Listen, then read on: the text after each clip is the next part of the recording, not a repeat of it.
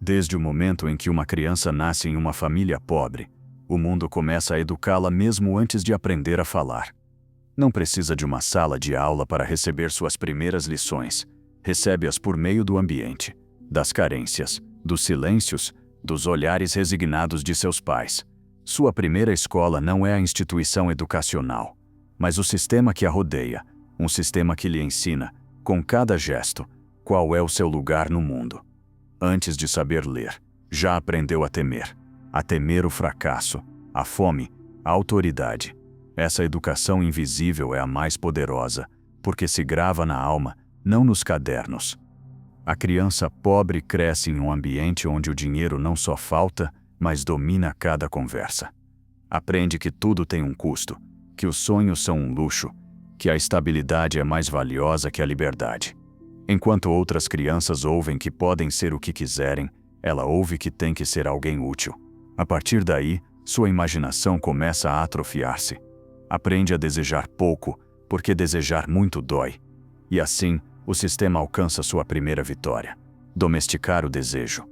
A educação dos pobres não começa na escola, mas na cultura da sobrevivência.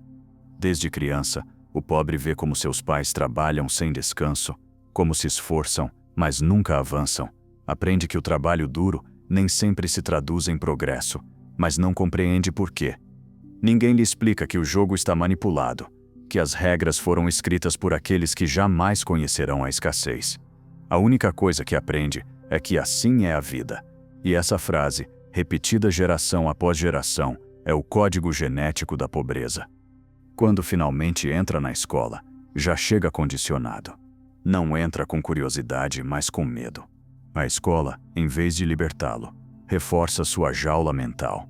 Ensina-lhe a obedecer ao professor, a seguir instruções, a repetir sem perguntar. As matérias não são projetadas para despertar seu pensamento crítico, mas para treinar sua memória. Dizem-lhe que o conhecimento é acumulação, não compreensão, que a sabedoria é passar em exames, não entender o mundo. E assim, a sala de aula se transforma na fábrica onde se reproduz a desigualdade. Enquanto isso, nos bairros ricos, outras crianças recebem uma educação completamente diferente. Lá não se ensina a obedecer, mas a liderar. Não se premia a submissão, mas a iniciativa. Enquanto a criança pobre memoriza regras, a criança rica aprende a quebrá-las. A primeira prepara-se para trabalhar, a segunda para mandar. Essa diferença não tem a ver com inteligência, mas com a intenção do sistema. Cada classe social recebe o tipo de educação que garante a continuidade da ordem existente. O mais perverso de tudo é que esse processo não é percebido como manipulação, mas como mérito. A criança pobre dizem que, se estudar, se esforçar, se comportar, poderá sair na frente. Mas o que não lhe dizem é que essa frente tem um limite, que o sistema permite certos ascensos individuais, mas não transformações coletivas. Assim, cada geração tem seu pequeno grupo de exemplos de sucesso, usados como propaganda para manter viva a ilusão do progresso. Mas a maioria permanece onde sempre esteve, obedecendo, sonhando em escapar, sem saber que está presa em uma estrutura projetada para absorver sua energia. A pobreza não se herda apenas por falta de dinheiro, mas por excesso de condicionamento. Desde a infância, a criança pobre aprende a desconfiar de si mesma. Cada vez que tenta algo novo, a sociedade lhe lembra seu lugar. Isso não é para você. É melhor ser realista. Não se ache melhor que os outros. A escola reforça essa mensagem ao transformar o erro em castigo, a dúvida em ameaça e a criatividade em perda de tempo. Assim, pouco a pouco, apaga-se o fogo interior. Quando o sistema consegue que uma criança deixe de acreditar em seu próprio potencial, já não precisa de correntes, nem repressão, nem controle. Basta deixá-la crescer convencida de que o sucesso não lhe pertence. Essa é a educação silenciosa que fabrica a pobreza.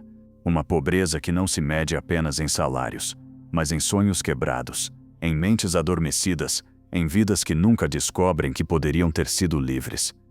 A criança pobre não nasce obediente, tornam-na obediente. E quando essa obediência se transforma em virtude, a pobreza deixa de ser um problema econômico para se tornar um projeto político. Porque enquanto houver mentes disciplinadas para aceitar seu destino, o sistema nunca terá que temer uma revolução. Quando o século XIX trouxe consigo a Revolução Industrial, as elites compreenderam uma verdade que transformaria o mundo.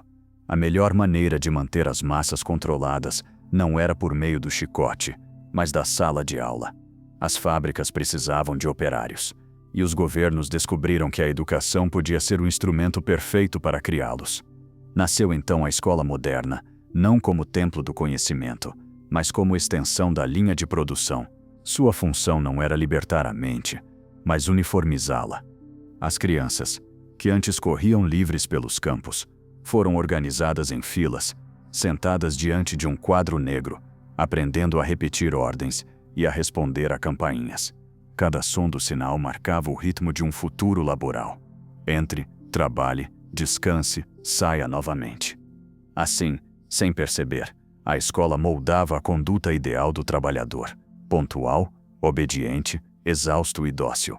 A educação em massa não foi um presente do Estado, foi uma estratégia do capital. Os currículos foram projetados com precisão militar. Eliminaram-se as perguntas que poderiam incomodar o poder e exaltaram-se as virtudes que convinham ao sistema: disciplina, esforço, patriotismo, sacrifício, enquanto os filhos dos industriais estudavam economia, filosofia e retórica. Os filhos dos operários aprendiam a escrever corretamente seu nome, a somar, a subtrair e, sobretudo, a obedecer. A escola tornou-se a fábrica das mentes, e o professor, o capataz do pensamento. A sala de aula foi organizada como um microcosmo hierárquico, uma autoridade à frente, uma massa de indivíduos homogêneos em silêncio, uma rotina diária repetitiva e avaliações constantes. A punição física foi substituída pela humilhação simbólica. A nota baixa, o você não serve para isso, o vai mal na vida. O sistema escolar não ensinava apenas conteúdos, mas medo. Um medo sutil que transformaria milhões de crianças em adultos temerosos de falhar, ansiosos por agradar, dispostos a obedecer sem pensar. A educação industrial tinha um objetivo claro: criar cidadãos que não pensassem por si mesmos, mas que funcionassem dentro de uma estrutura pré-existente. Daí nasce a ideia do trabalho estável, do bom empregado, do profissional bem-sucedido que cumpre horários, metas e ordens sem perguntar de onde vêm nem a quem beneficiam. Gerações inteiras foram doutrinadas na ideia de que o trabalho era virtude em si mesmo, mesmo que servisse para enriquecer a outros. Mas por trás dessa moral laboral, escondia-se uma maquinaria ideológica. A escola não produzia apenas operários, mas crentes do sistema. Ensinava história, mas não consciência, matemática, mas não economia real, literatura, mas não pensamento crítico. Formava mentes que podiam calcular salários, mas não questionar a desigualdade. E assim, pouco a pouco, a pobreza deixou de ser uma injustiça para tornar-se uma responsabilidade individual. A ideia de que quem se esforça chega longe tornou-se a grande mentira moral do capitalismo educacional. Porque o esforço do pobre é sempre absorvido por um sistema que não lhe permite escalar, apenas sobreviver.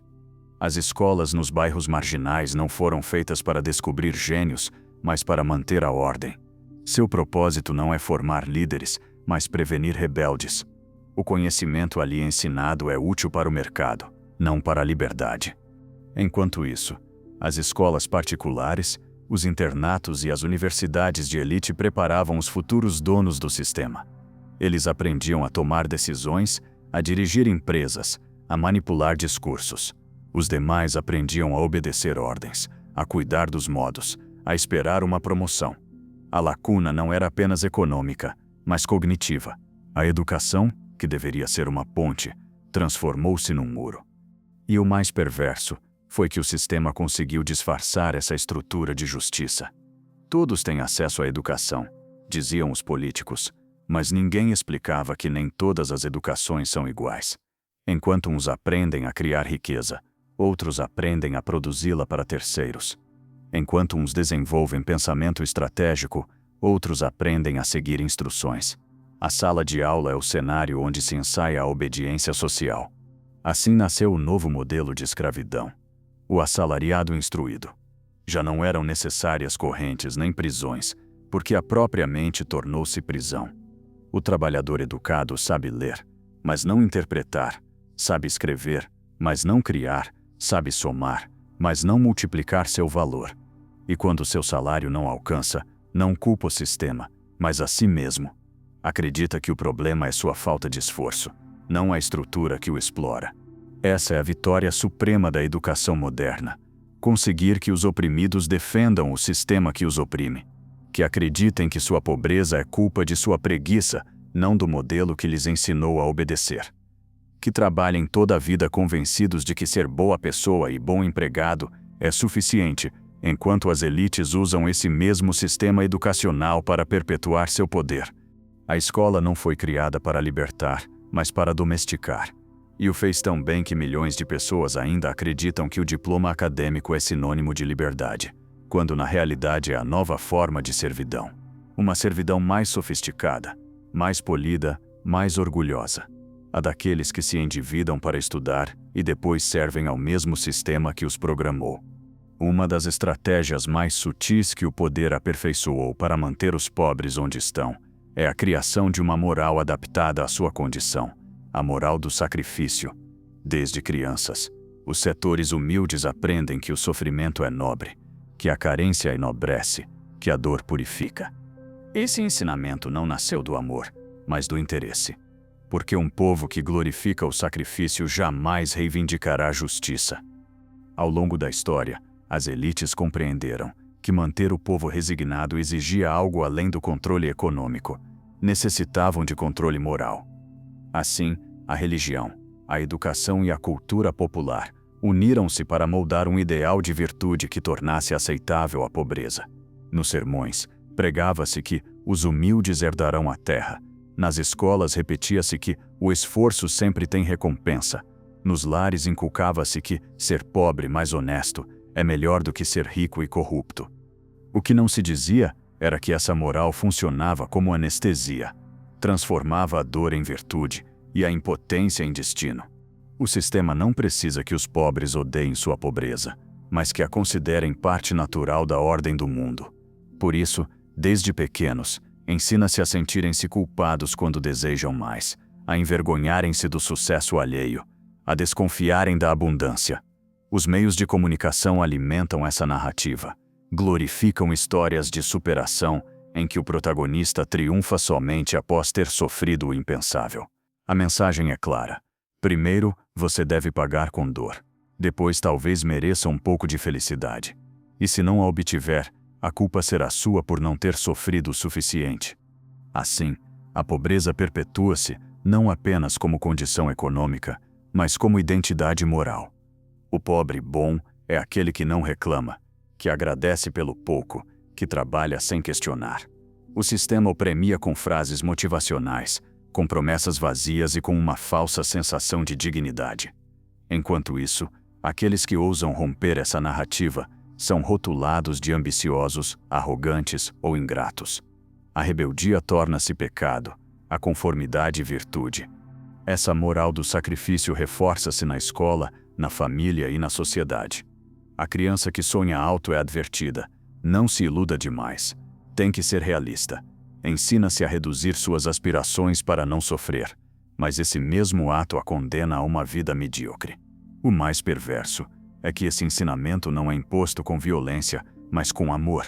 São os próprios pais, professores e líderes comunitários que transmitem o veneno, convencidos de que estão protegendo os seus. Mas o que na verdade estão fazendo é perpetuar um modelo mental que torna desnecessária a repressão. O pobre já se autocontrola. Nessa estrutura moral, o sacrifício transforma-se em capital simbólico. Quem mais trabalha, quem mais sofre, quem mais aguenta, considera-se mais valioso. Mas esse valor não se traduz em poder, mas em conformismo. O trabalhador exausto não se rebela, o estudante sobrecarregado não questiona, a mãe que dá tudo não reivindica. A cultura do sacrifício transforma o esgotamento em troféu e o descanso em culpa. Assim se fabrica a escravidão emocional moderna, a do indivíduo que não sabe desfrutar, apenas resistir. Por trás dessa aparente virtude, esconde-se uma lógica brutal. Se o pobre acostumar-se a sofrer, jamais exigirá uma vida melhor. Se acreditar que a pobreza o torna mais puro ou mais bom, rejeitará qualquer transformação que o tire dela. Dessa forma, o sistema não apenas domina o corpo, mas a consciência. Porque a maior vitória do poder não é fazer o povo obedecer, mas conseguir que acredite que obedecer é o correto. Com o tempo, essa moral tornou-se uma ferramenta econômica. No século XX, as empresas começaram a usar a linguagem do sacrifício para justificar a exploração laboral. Somos uma família, diziam, enquanto exigiam jornadas exaustivas e salários insuficientes. O sacrifício tornou-se uma marca de identidade profissional. Os trabalhadores competiam por quem aguentava mais, quem dormia menos, quem se entregava mais à empresa. E quando o corpo entrava em colapso, o sistema o substituía sem culpa, porque sempre haveria outro disposto a sacrificar-se. Nas últimas décadas, essa mesma moral transferiu-se para o mundo digital. As redes sociais glorificam a hustle culture, o nunca pare, o se não está cansado, não está avançando. São as novas versões da antiga religião do sacrifício, adaptadas ao capitalismo da atenção.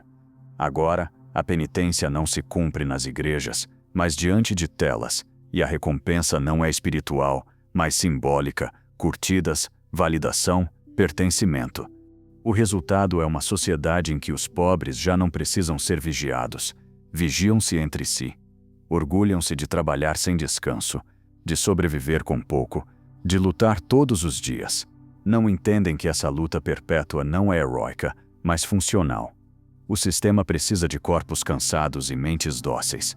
E nada os mantém mais dóceis do que a crença de que seu sofrimento tem sentido. Mas o sacrifício não é virtude quando se torna rotina. É manipulação quando serve para manter o indivíduo em servidão emocional.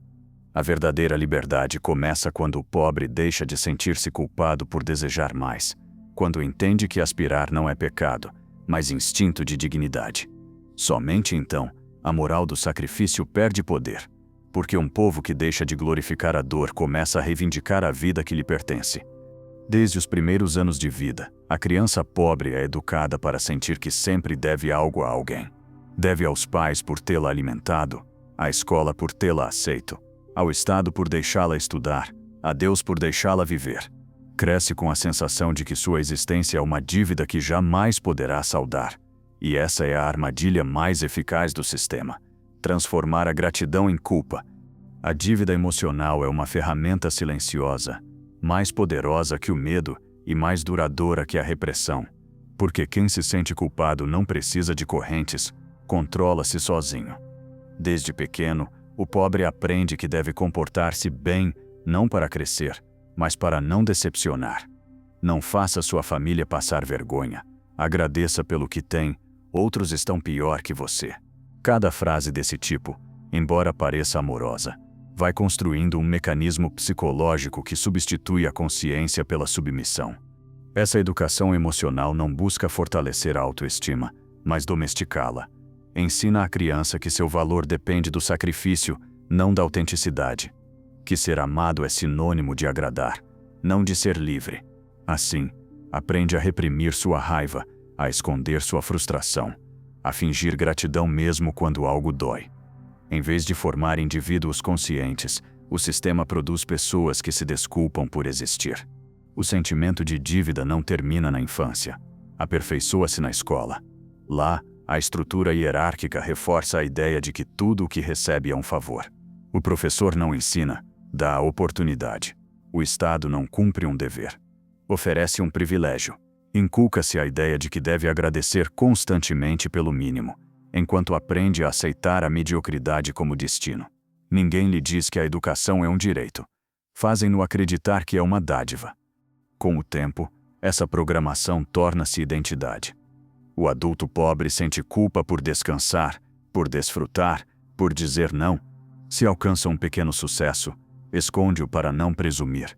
Se fracassa, castiga-se pensando que não se esforçou o suficiente.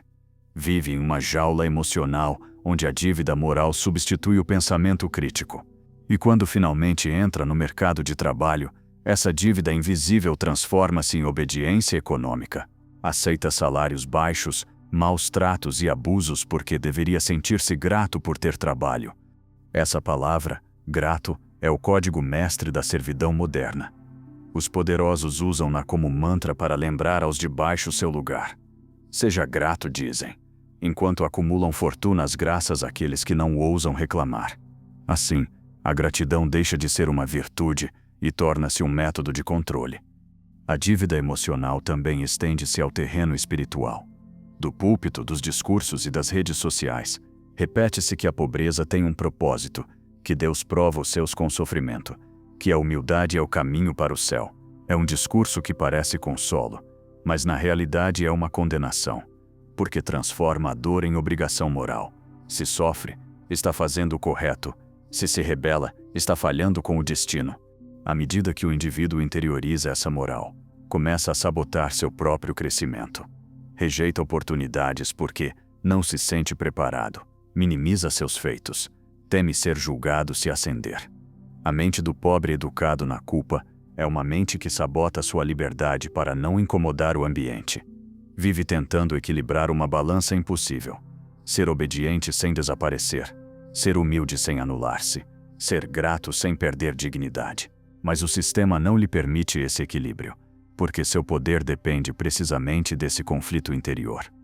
A dívida emocional não se herda em dinheiro, mas em silêncios. Passa de pais para filhos em frases que soam protetoras. Não diga nada, não se meta, agradeça pelo trabalho, não seja ingrato. Cada geração aprende que sua voz vale menos que a aprovação alheia. Por isso, quando um pobre decide falar, incomoda tanto, porque rompe um pacto invisível de submissão que durou séculos. No fundo, o sistema não teme a pobreza, mas a consciência.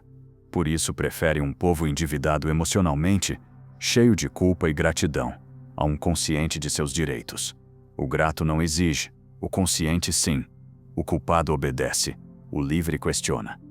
Essa é a diferença entre uma educação que domestica e uma que emancipa. O dia em que os pobres compreenderem que não precisam pedir permissão para existir, nesse dia o sistema começará a vacilar. Porque toda estrutura de dominação sustenta-se sobre uma emoção, a culpa. E quando a culpa se dissolve, o que resta é uma energia perigosa para o poder, a dignidade. Desde os primeiros anos de vida, a criança pobre não aprende a sonhar, aprende a não falhar. Cresce rodeada de frases que parecem conselho, mas são advertência. Não ere, faça certo ou não faça. Se fracassar será uma vergonha.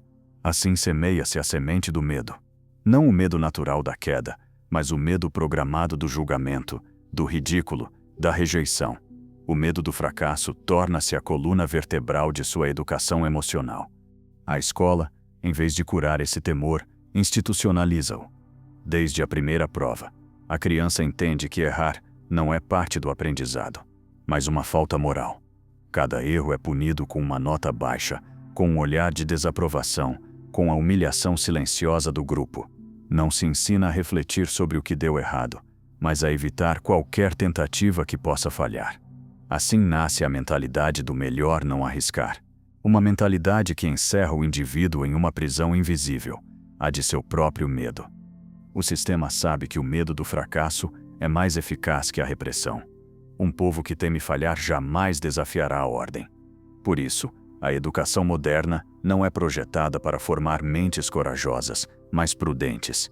Valoriza-se mais a precisão que a criatividade, mais a obediência que a audácia. Quem pensa diferente é rotulado como problemático, quem questiona é punido, quem duvida é corrigido. E assim, pouco a pouco, ensina-se que pensar por conta própria é perigoso. Esse medo não desaparece com a idade adulta, transforma-se. O estudante temeroso torna-se um adulto que teme perder o emprego, errar diante do chefe, falar em público ou empreender um projeto próprio. Vive com o peso de uma vergonha antecipada. Cada decisão que poderia libertá-lo parece-lhe arriscada demais. Cada oportunidade de crescimento transforma-se em ameaça. E o mais triste é que esse medo já não provém do exterior. Internalizou-se. O sistema já não precisa censurar, porque a mente autocensura-se. O medo do fracasso também cumpre uma função social. Divide e hierarquiza. Aqueles que conseguem não falhar, os que se adaptam, obedecem e repetem, são premiados com diplomas, medalhas e reconhecimento. Os que saem do molde são rotulados como fracassados, embora estejam mais próximos da verdade. Assim, a educação transforma o erro em estigma e a conformidade em virtude. O sucesso deixa de ser uma busca pessoal e transforma-se numa meta imposta pelos outros. Por trás de cada criança que teme falhar, há uma estrutura que precisa mantê-la pequena. Porque o medo gera produtividade, mas mata a consciência. O estudante que teme decepcionar trabalhará sem descanso, tentará agradar seus superiores, buscará aprovação constante. E essa necessidade de aprovação é a base do controle moderno. Já não se governa com chicotes nem leis, mas com ansiedade. O medo de não ser suficiente mantém milhões de pessoas acorrentadas a um ideal que jamais poderão alcançar. As redes sociais e o sistema econômico atual amplificam essa dinâmica. Tudo é projetado para reforçar a comparação constante. Quem tem mais, quem alcança antes, quem fracassa menos. O pobre, que cresceu temendo o erro, encontra na era digital um cenário onde sua insegurança se multiplica. Cada publicação lembra-lhe o que não tem, cada sucesso alheio reforça-lhe a sensação de insuficiência. Assim, a sociedade do espetáculo substitui a antiga vergonha religiosa por uma nova vergonha social: não ser bem-sucedido, não ser visível, não ser admirado. E é precisamente esse medo que mantém viva a roda do consumo. O indivíduo teme falhar e, para compensar, compra. Compra validação, compra imagem, compra pertencimento. Gasta o que não tem para parecer o que o sistema lhe diz que deve ser. O medo do fracasso não apenas controla o comportamento, sustenta a economia. Porque um povo que se sente inseguro é um povo facilmente manipulável. No entanto, há algo que o sistema não pode eliminar: a possibilidade do despertar. Cada vez que alguém fracassa e não desmorona, mas aprende. Cada vez que alguém ousa errar sem pedir perdão. Cada vez que alguém compreende que o erro é o caminho para a sabedoria, o sistema treme. Porque a mente que deixa de temer deixa de ser controlável. O fracasso, quando resignificado, torna-se a porta de saída da domesticação. Somente quem se permite cair pode descobrir do que é feito. Somente quem ousa desafiar o olhar do outro pode recuperar seu poder interior. Por isso o sistema precisa manter vivo o medo. Porque sabe que, se os pobres deixarem de temer o erro, deixarão também de aceitar a miséria como destino. O dia em que uma criança rir de seu erro em vez de envergonhar-se, nesse dia a educação terá deixado de ser um instrumento de controle para tornar-se, enfim, aquilo que sempre prometeu ser: uma ferramenta de libertação. Quando uma criança entra pela primeira vez na escola, ainda não sabe o que é ego, nem inveja nem comparação. Mas logo aprende, não porque esteja em sua natureza, mas porque o sistema encarrega-se de ensiná-lo. Desde os primeiros anos, dizem-lhe que deve ser o melhor, superar os outros, destacar-se. O que parece um convite ao esforço é, na realidade, a semeadura da divisão. Porque enquanto os pobres competem entre si, o poder não precisa preocupar-se. Ninguém olha para cima. A competição foi uma das grandes invenções das elites modernas. Serviu para substituir a solidariedade pela rivalidade, a cooperação pela comparação. Em vez de ensinar as crianças a pensar juntas, ensina-se a conquistar a nota mais alta, o aplauso mais forte, a bolsa mais escassa. Cria-se a ilusão de que o sucesso é escasso, de que há um único lugar no topo, de que para um subir, outro deve cair. Assim, o pobre aprende desde pequeno que seu colega não é seu aliado, mas seu obstáculo. A escola torna-se, então, o primeiro campo de batalha do capitalismo. Não se mede quem compreende, mas quem memoriza mais rápido. Não se premia a empatia, mas a velocidade. Não se valoriza o crescimento coletivo, mas a vitória individual.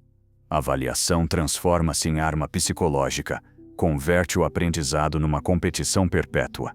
E quando a criança cresce, leva essa lógica ao mundo adulto, onde a vida torna-se uma corrida interminável para demonstrar valor a um sistema que nunca se sacia. O poder sabe que um povo dividido é um povo controlado. Por isso, enquanto os pobres brigam entre si por migalhas, as elites consolidam seu domínio. Nas fábricas do século XIX, os patrões fomentavam rivalidades entre operários para evitar sindicatos. Nos escritórios modernos, Os empregadores usam o mesmo método: bônus, rankings, metas competitivas. Não buscam excelência, mas confronto. Querem trabalhadores que compitam por aprovação, não que se unam por dignidade. Essa mentalidade competitiva também infiltrou-se nos bairros, na cultura popular, nas redes sociais. Ensina-se a medir o valor pela aparência, pelo consumo, pela visibilidade. O jovem de origem humilde já não compete por conhecimento, mas por status. A pobreza disfarça-se com roupas de marca, com fotos de sucesso instantâneo, com a ansiedade de ser alguém. Mas essa corrida não tem meta real. É um circuito fechado onde todos correm, mas ninguém avança. A grande conquista do sistema foi transformar a luta coletiva em competição individual. Fez isso tão bem que até a palavra sucesso perdeu seu sentido. Já não significa realização pessoal, mas comparação favorável. Não se trata de ser livre, mas de parecer superior aos outros. Nessa lógica, o triunfo de um implica a derrota de muitos, e isso garante que ninguém olhe para as causas estruturais da pobreza. Enquanto o pobre culpa seu vizinho, o poder permanece intacto. A competição também gera medo. Medo de ficar para trás, medo de ser substituído, medo de não se destacar. E o medo é a ferramenta mais rentável do controle social. Uma mente assustada torna-se previsível.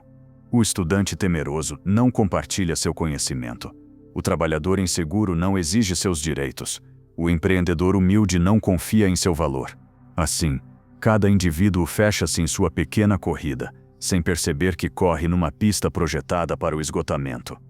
As redes sociais transformaram essa competição em espetáculo. Cada publicação é uma vitrine de comparação constante. O algoritmo premia a rivalidade, o ego e a exposição. O jovem que cresceu acreditando que devia sobressair agora vive medindo seu valor por reações digitais. O que antes era uma competição silenciosa na sala de aula, hoje é uma guerra global de aparências. Ninguém compartilha conhecimento, todos competem por atenção. E isso é exatamente o que o sistema quer. Mentes distraídas, almas divididas, corpos exaustos.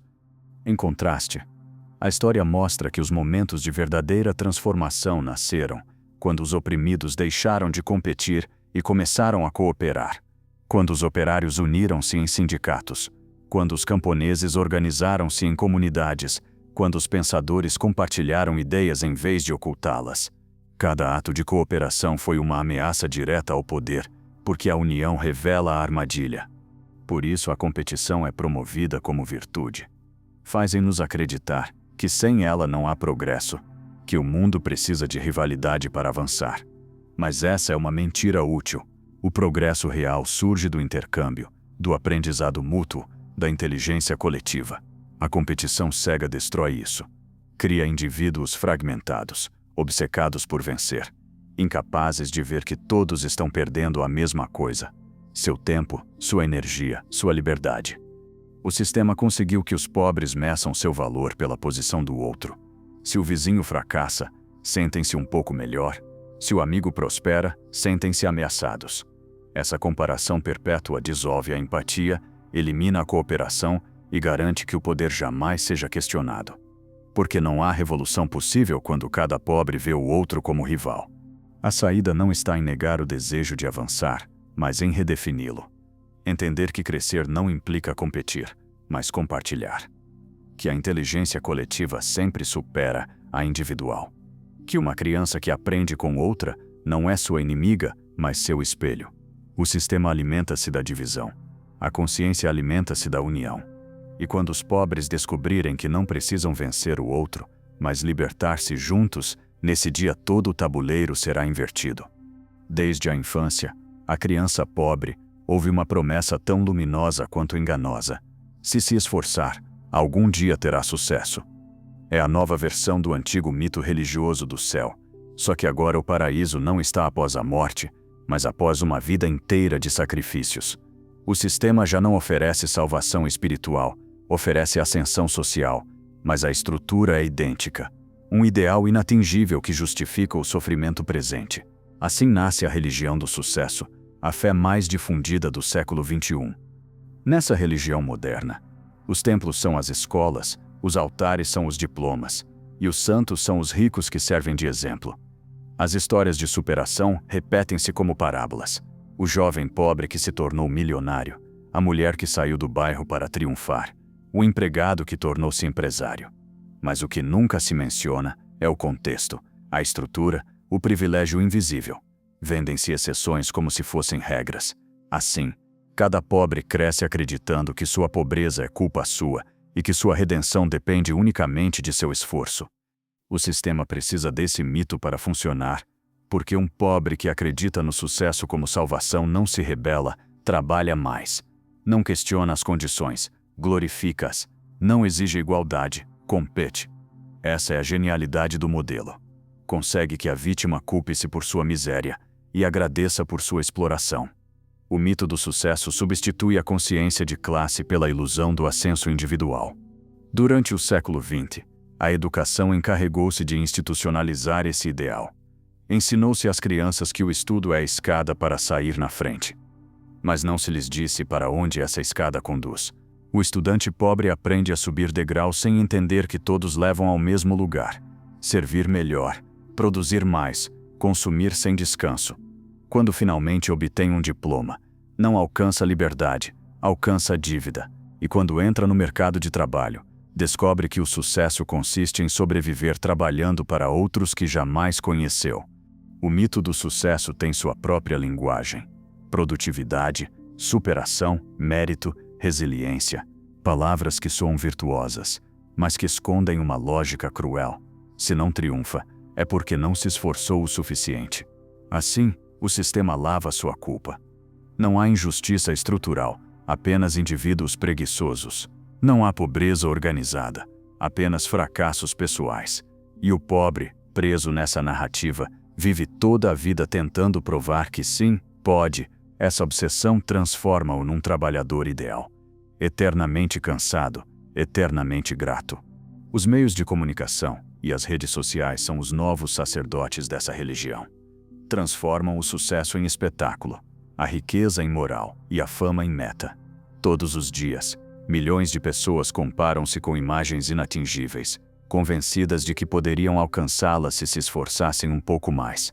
A mensagem é clara: você também pode ser como eles. Mas o que nunca se diz é que eles são a exceção que o sistema precisa para manter viva a esperança. A armadilha do sucesso reside em sua forma de promessa. Está sempre perto, mas nunca o suficiente. Quem se aproxima deseja mais. Quem não chega, culpa-se. Ninguém para. É uma corrida sem linha de chegada, onde cada conquista torna-se insuficiente no instante em que é alcançada. Assim, o sistema obtém o que quer. Indivíduos exaustos, competitivos, frustrados e completamente funcionais. O sucesso, como a cenoura diante do burro, mantém a sociedade avançando sem perguntar para onde. O mito também cumpre outra função: disfarça a desigualdade de oportunidade. Quando uma criança pobre vê um milionário na televisão e ouve que todos começaram do zero, interioriza uma mentira perigosa: que a estrutura social é justa, que a riqueza é resultado de virtude e a pobreza de preguiça. Essa ideia divide os oprimidos, porque transforma a injustiça coletiva em culpa individual. Já não há sistema a enfrentar, apenas erros pessoais a corrigir. O resultado é uma geração inteira presa na psicologia do desempenho. Pessoas que não conseguem descansar, que sentem culpa se não são produtivas, que medem seu valor por seus feitos externos. Levantam-se todos os dias buscando ser alguém, sem entender que já o são. Foram educadas para perseguir uma versão de sucesso projetada por aqueles que nunca caminharam em seu lugar. Um sucesso que não liberta, mas escraviza emocionalmente. No fundo, o mito do sucesso é a nova forma de servidão. O escravo moderno não usa grilhões. Carrega metas. Não teme o Senhor, teme o fracasso. Não trabalha por obrigação, trabalha por validação. E quanto mais se esforça para alcançar o ideal que lhe impuseram, mais se afasta de sua essência. Porque o verdadeiro triunfo não está em subir na escala do sistema, mas em sair dela. O sistema não teme o fracasso dos pobres. Teme que descubram que o sucesso que perseguem não é seu. Teme que entendam que o verdadeiro poder não está em alcançar o modelo imposto, mas em construir um novo. Quando os pobres deixarem de correr atrás do sonho dos outros e começarem a definir o seu, quando compreenderem que o sucesso não é um troféu, mas um estado de consciência, nesse dia o mito desmoronará. E com ele, toda a estrutura que mantém viva a ilusão de que uns nasceram para brilhar e outros para servir. Na era industrial, o controle exercia-se por meio do trabalho. Na era digital, exerce-se por meio do desejo. Já não basta ter pobres obedientes. Agora precisam-se de pobres aspiracionais. Gente que não questione seu lugar, mas o adore enquanto sonha em sair dele. E para isso, o sistema criou sua máquina mais perfeita.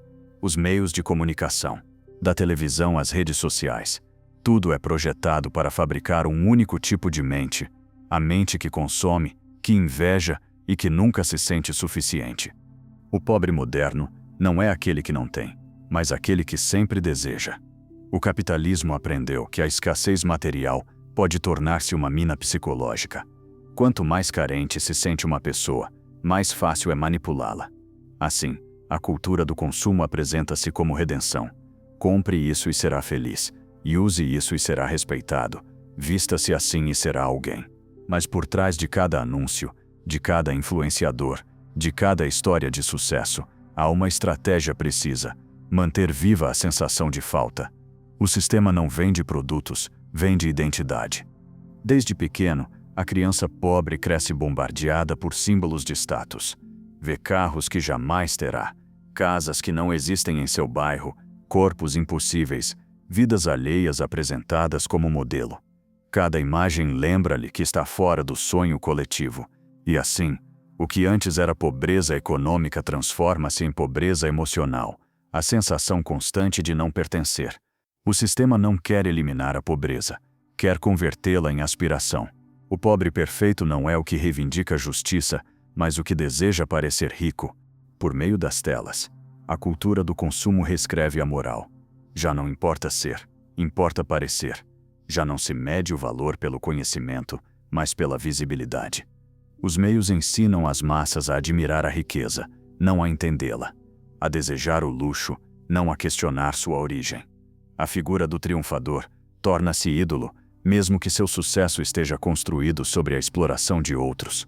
E assim, milhões de pobres terminam imitando gestos, linguagem e sonhos daqueles que os desprezam. A publicidade não apela à razão, mas ao vazio. Promete preencher com coisas aquilo que o sistema esvazia com propósito. Quanto mais vazia está a vida interior, mais intensa torna-se a necessidade de possuir. Por isso, a educação moderna jamais ensina a introspecção. Seria perigoso. Um povo que se conhece a si mesmo não precisa tanto, não consome tanto, não se deixa enganar tão facilmente. A ignorância emocional é o motor do consumo. O capitalismo descobriu algo inquietante: que a alma humana pode ser rentável. Não apenas produz trabalho, também produz desejo. E o desejo, se for alimentado adequadamente, pode sustentar todo um império. Os meios de comunicação são os novos sacerdotes dessa fé. Ditam o que é certo, o que está na moda, o que se deve querer. Criam ídolos e os destroem com a mesma facilidade, mantendo as massas num estado permanente de ansiedade e fascinação. A televisão ensinou aos pobres a admirar os ricos. As redes sociais ensinaram-nos a imitá-los. No Instagram, a fome disfarça-se de estética, a dívida, de estilo de vida. A pessoa humilde já não busca liberdade, busca validação. O crédito substituiu a poupança, o visual substituiu o conteúdo, e a aparência tornou-se a nova moeda. O sistema consegue assim o impensável: manter os pobres endividados não por necessidade, mas por desejo, endividados com bancos, com marcas, com a imagem que vendem de si mesmos. A cultura do consumo cria uma guerra silenciosa entre as classes baixas. Em vez de organizar-se para mudar sua realidade, competem por quem aparenta mais sucesso.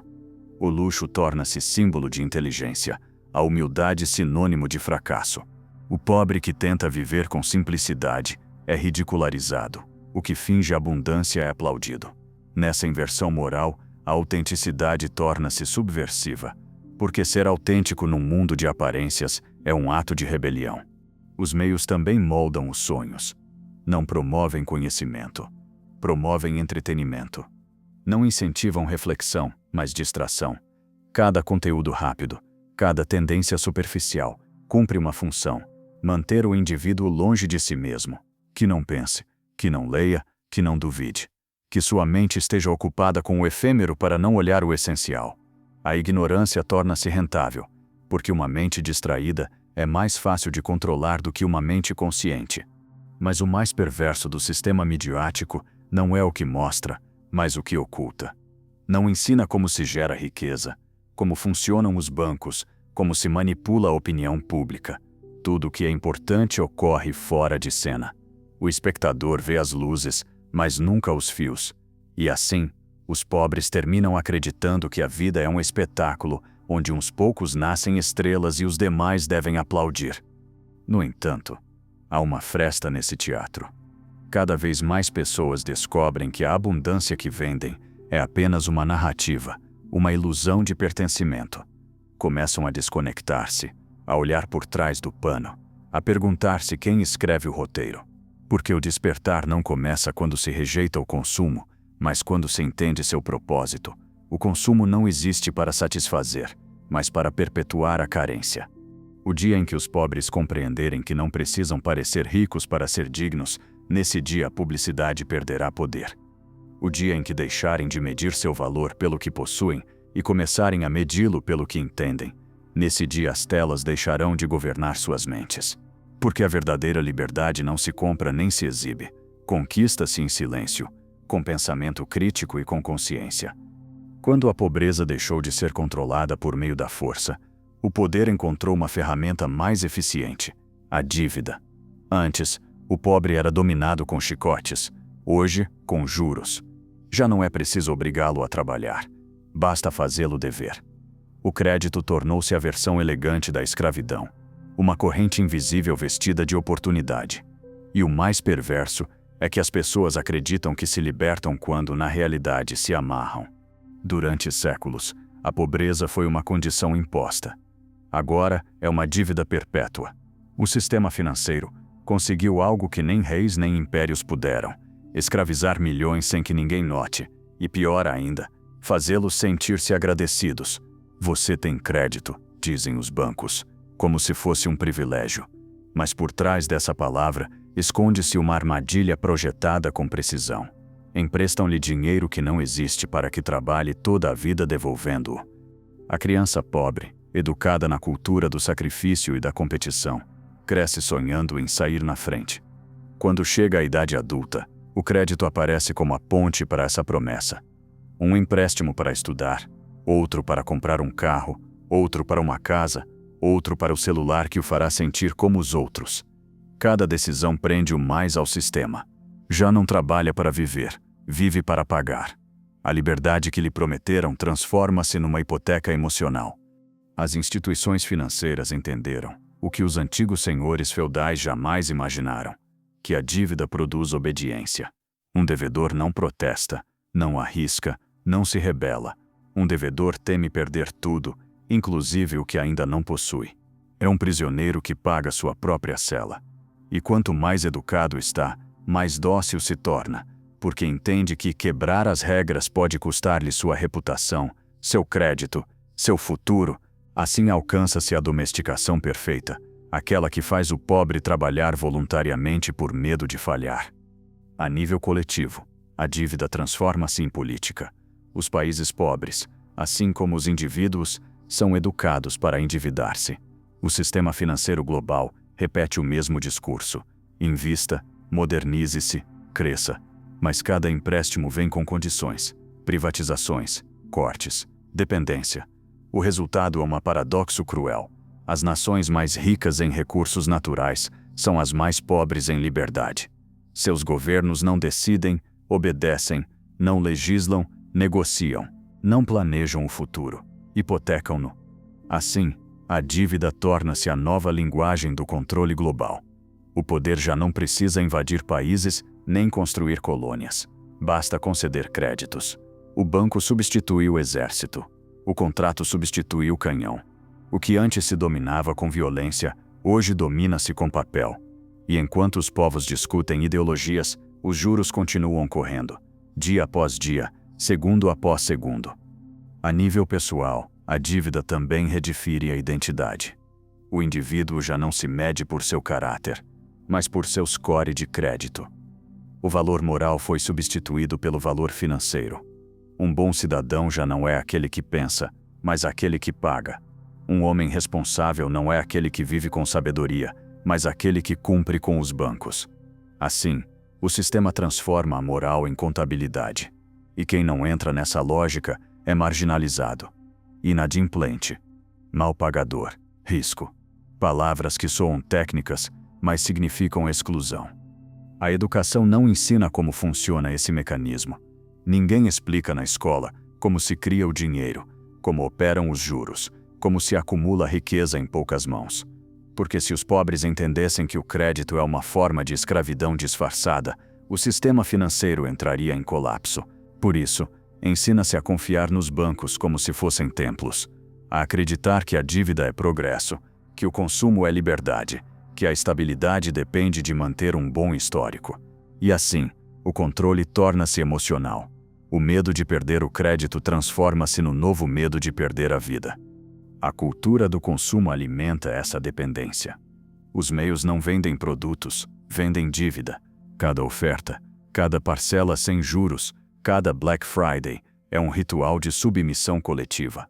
As pessoas não compram por necessidade, mas por ansiedade. Sentem que seu valor depende do que possuem, e se não podem comprar, financiam. Assim, o desejo transforma-se em obrigação. O que antes era luxo, agora é dívida. O que antes era um sonho, agora é fatura.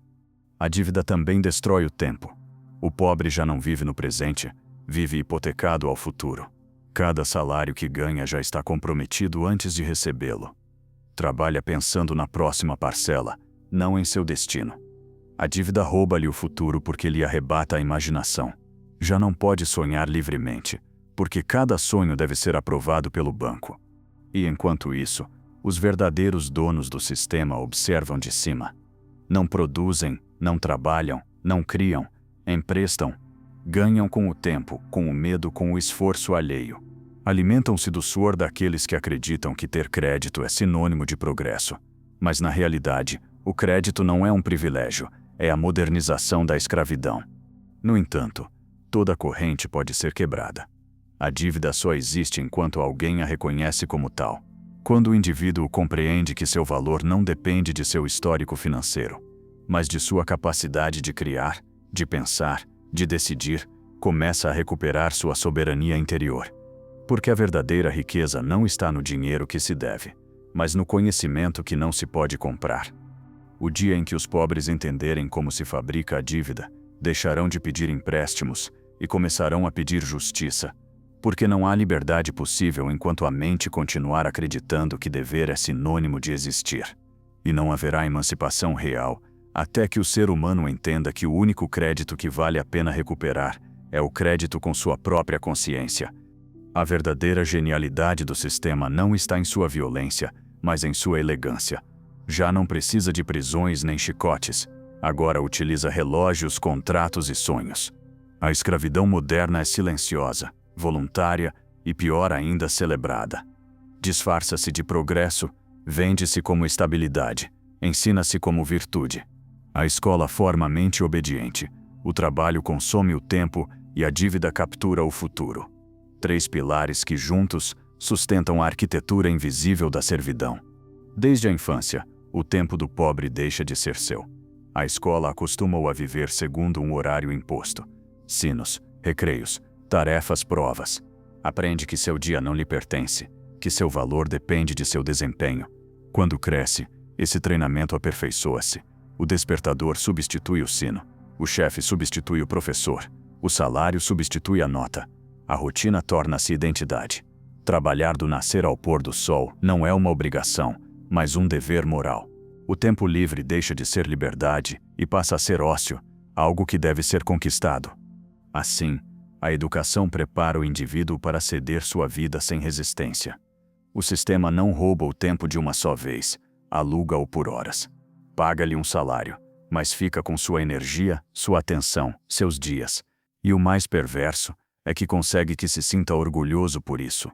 Ser produtivo torna-se uma medalha invisível. O pobre aprende a associar a fadiga com o mérito, o cansaço com a dignidade. Vive cansado, mas satisfeito por ser útil à engrenagem que o desgasta. Enquanto isso, a dívida encarrega-se de fechar o círculo. Cada empréstimo converte esse tempo em propriedade alheia. Não trabalha para viver, trabalha para pagar. Seu amanhã já está vendido antes de chegar. O banco é o novo senhor do tempo. Decide quanto você vale, quanto pode arriscar, o que pode sonhar. O sistema conseguiu transformar a vida humana num calendário financeiro. As datas de pagamento tornaram-se os novos mandamentos. E entre esses muros invisíveis, a alma do indivíduo vai se dissolvendo. Porque quando o tempo deixa de ser seu, também a mente o faz. A escola ensina-lhe o que pensar, o trabalho ensina-lhe quanto vale pensar, e os meios ensinam-lhe para que pensar. Tudo o que você traduz em produtividade. Não é pessoa, é perfil, cargo, cliente, número. O sistema ensina-lhe a apresentar-se não pelo que sente ou compreende, mas pelo que produz. Essa estrutura está tão bem projetada que até as rebeliões terminam integrando-se nela. O discurso da liberdade financeira, da autoajuda empresarial ou do seja seu próprio chefe são variações do mesmo dogma. Prometem independência, mas perpetuam a lógica do desempenho. O escravo moderno não quer destruir a fábrica, quer dirigi-la. A mentalidade produtivista é tão profunda que até aqueles que buscam libertar-se o fazem usando as ferramentas do Senhor. A servidão do século XXI não precisa de correntes, porque a mente já está domesticada. O pobre teme mais perder seu trabalho do que sua dignidade, mais seu crédito do que sua consciência. A ansiedade torna-se o novo grilhão. Cada e-mail não respondido, cada fatura pendente, cada meta não cumprida, afunda-o um pouco mais na culpa, e o sistema alimenta-se dessa culpa. Uma culpa que disfarça-se de responsabilidade, mas que no fundo é submissão emocional. O capitalismo entendeu que controlar o tempo é controlar a existência. Por isso, tudo o que poderia devolver o tempo ao indivíduo, a leitura, o silêncio, a contemplação, a conversa profunda, é considerado improdutivo. O pobre não tem tempo para pensar, e essa é a chave. Porque pensar é perigoso. Pensar para a máquina. Pensar questiona a dívida, a moral, o mérito, o sacrifício. Pensar liberta. E por isso, todo desenho social é construído para impedir isso. O trabalho, a dívida e a educação conformam uma jaula perfeita. Uma para o corpo, outra para a mente, outra para o espírito. A primeira cansa-te, a segunda distrai-te, a terceira domestica-te. Juntas, anulam tua capacidade de olhar além. O indivíduo preso nessa estrutura não vê correntes, vê responsabilidades. Acredita que sua rotina é liberdade e que seu cansaço é progresso. E assim, o sistema consegue o impensável, transformar a escravidão em orgulho. Mas mesmo dentro dessa arquitetura fechada, há frestas. Cada momento de silêncio, cada leitura incômoda, cada pensamento que interrompe a rotina, abre uma rachadura nos muros do controle. A mente pode ter sido domesticada, mas nunca pode ser completamente possuída. Sempre há um canto da alma que lembra o que é ser livre. E esse canto, embora pequeno, é suficiente para iniciar uma revolução interior. Porque a libertação não começa com destruir a estrutura, mas com reconhecê-la. Quando o indivíduo compreende que seu tempo não lhe pertence, que sua dívida não é sua, que seu valor não depende de sua produtividade, algo muda. O sistema perde poder quando a mente deixa de obedecer ao relógio. A verdadeira emancipação não consiste em ter mais dinheiro ou menos trabalho, mas em recuperar a soberania do pensamento. O dia em que os pobres reivindicarem seu tempo, esse recurso mais valioso que o ouro, o sistema não saberá o que fazer. Porque toda a sua maquinaria depende de que o ser humano esqueça que o tempo é vida.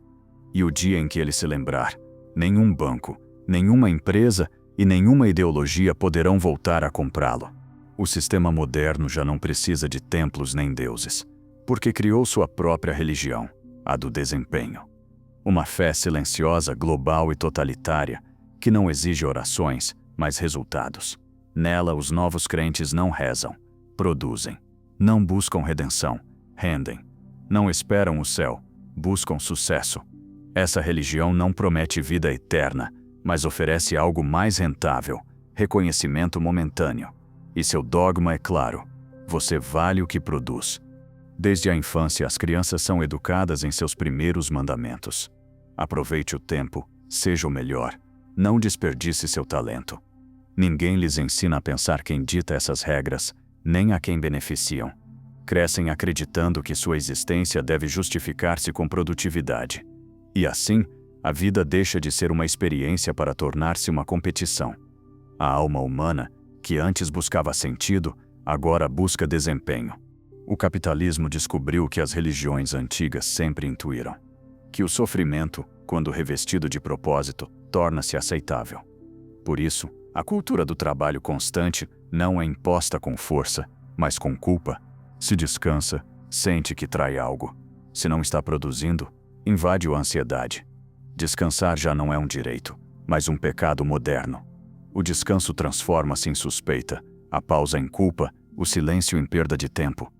A religião do desempenho tem seus sacerdotes, os gurus da produtividade, os influenciadores do sucesso, os coaches da superação.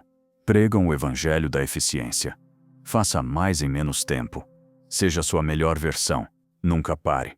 Mas por trás dessa mensagem positiva, esconde-se uma lógica devastadora: que a vida só vale se servir para algo, que tudo deve ter um objetivo mensurável, quantificável, rentável. Até o amor, a amizade, a espiritualidade ou a arte transformam-se em ferramentas de desempenho pessoal. O sistema conseguiu colonizar a alma. A subjetividade, que antes era refúgio de liberdade, agora está submetida à produtividade. Não basta trabalhar, é preciso mostrar que se trabalha. Não basta ser feliz, é preciso demonstrá-lo nas redes. A existência mede-se por métricas: curtidas, visualizações, promoções, faturamento. A espiritualidade transforma-se em mentalidade de sucesso, a meditação em otimização cognitiva, o descanso em estratégia de alto desempenho. Tudo esvazia-se de sua essência e enche-se de eficiência. Byung-Chul Han advertiu: vivemos numa sociedade do cansaço. Não porque o poder nos oprima, mas porque nós mesmos nos exigimos até o esgotamento. O sistema já não precisa de um senhor, porque o indivíduo tornou-se seu próprio carrasco. Autoexplora-se, autoculpa-se, autoexige-se, e o mais perverso é que o faz acreditando que está sendo livre. O escravo do desempenho sente-se autônomo porque o chicote está dentro de sua mente. A religião do desempenho também tem sua moral. Seu pecado capital não é a preguiça, mas a inutilidade. Quem não produz, não merece. Por isso o doente, o idoso, o contemplativo, o artista sem sucesso são vistos como falhas do sistema. A empatia desaparece porque o outro só tem valor se serve. O humanismo substitui-se pela lógica empresarial, a alma mede-se em produtividade, a vida em retorno sobre o investimento.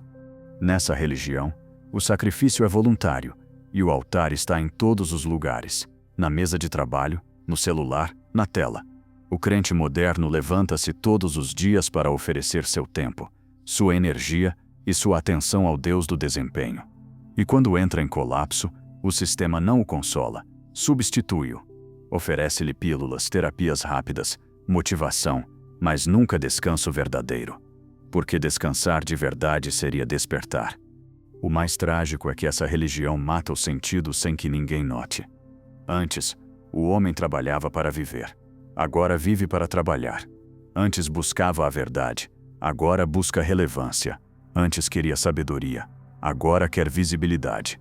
A produtividade tornou-se o novo absoluto. O único valor que ninguém questiona. E o resultado é uma humanidade saturada de atividade, mas vazia de propósito. O pobre, preso nessa lógica, acredita que sua salvação está em trabalhar mais. Se me esforçar o suficiente, conseguirei. Repete como mantra. Mas esse esforço infinito apenas alimenta uma máquina que nunca se sacia, porque o sistema não quer pessoas realizadas, mas exaustas. O cansaço coletivo é sua fonte de energia. A sobrecarga emocional transforma-se em obediência. Um indivíduo exausto não tem tempo para pensar em quem o esgotou. No entanto, mesmo dentro desse templo do desempenho, há hereges. São aqueles que ousam parar. Os que olham para o relógio e decidem que seu tempo não está à venda.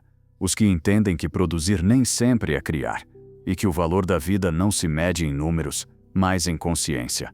Cada pessoa que escolhe a pausa está cometendo um ato de resistência espiritual, porque num mundo onde todos correm, parar é uma forma de rebelião. Recuperar o sentido não significa renunciar ao trabalho, mas redefini-lo. Transformar a ação em expressão, não em obrigação. Fazer sem render culto ao fazer. Pensar sem medo de não ser produtivo. Amar sem transformá-lo num contrato emocional. Viver sem medir. Quando o ser humano lembrar que o propósito não se quantifica, mas se sente, o Deus do desempenho começará a morrer. E quando isso ocorrer, o sistema entrará em colapso não por uma revolução violenta, mas por algo mais simples e mais poderoso: a decisão coletiva de parar. Porque um mundo que para pensar deixa de obedecer. E uma alma que deixa de produzir começa, enfim, a existir. Quando o ser humano perdeu o sentido, o sistema encontrou sua maior oportunidade. Porque uma alma vazia é um terreno fértil para manipulação. A perda de propósito não foi um acidente, foi uma estratégia. No passado, os povos eram perigosos quando tinham ideais. Hoje são inofensivos enquanto estiverem distraídos. O novo ópio das massas não é a religião nem o trabalho, mas o ruído. Um ruído constante, envolvente, inesgotável, que não deixa espaço para o silêncio, nem para o pensamento, nem para a verdade. Vivemos numa era em que a distração é o novo domínio. O sistema já não precisa reprimir ideias, basta afogá-las num oceano de estímulos. As telas não apenas entretêm, também adormecem. Cada notificação, cada vídeo curto, cada tendência fugaz é um microfragmento de atenção roubada. A mente já não pensa, reage. E a alma, exausta por tanto ruído, perde a capacidade de ouvir sua própria voz. O ruído tem muitas formas. Está na televisão que nunca se desliga, nas redes sociais que gotejam ansiedade, na música que não deixa espaço ao silêncio interior. É um ruído que não apenas se ouve, mas instala-se dentro. É mental, emocional, simbólico. É o ruído da comparação, do medo, da urgência de estar atualizado. Tudo é projetado para que o ser humano nunca se encontre consigo mesmo. Porque quem se encontra, muda, e quem muda deixa de obedecer. A distração não é inocente. É a forma moderna de controle. Enquanto o povo discute trivialidades, o poder consolida estruturas. Enquanto as pessoas brigam por opiniões fabricadas, os verdadeiros temas, a dívida, a manipulação midiática, a concentração de riqueza, desaparecem do debate público. É a arte de manter as massas entretidas enquanto lhes roubam o futuro. O pão e o circo agora vêm em alta definição. Na sociedade do ruído, o silêncio torna-se subversivo. Quem cala para pensar é suspeito. Quem se desconecta parece antissocial. Mas o silêncio é o único espaço onde pode florescer a consciência. Por isso o sistema combate-o com distração. Quer mentes agitadas, não profundas, corpos ativos, não presentes. O ruído constante impede a reflexão, e sem reflexão não há despertar. O vazio que deixa essa distração perpétua é espiritual. Milhões de pessoas vivem rodeadas de informação, mas sem sentido. Têm acesso a tudo, mas não compreendem nada. O conhecimento deixou de ser sabedoria para tornar-se saturação. Saber muito já não significa entender. Significa estar exausto. O sistema transformou a curiosidade em cansaço. E para preencher esse vazio, oferece mais do mesmo: entretenimento. O entretenimento não é mau em si mesmo, mas em excesso torna-se anestesia. Uma anestesia emocional que mantém o indivíduo num estado de semi-inconsciência.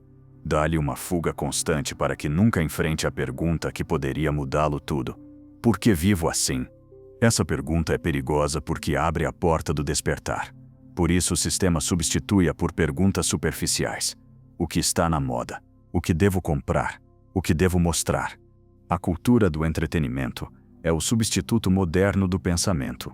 Confunde-se prazer com liberdade, estímulo com felicidade, distração com descanso.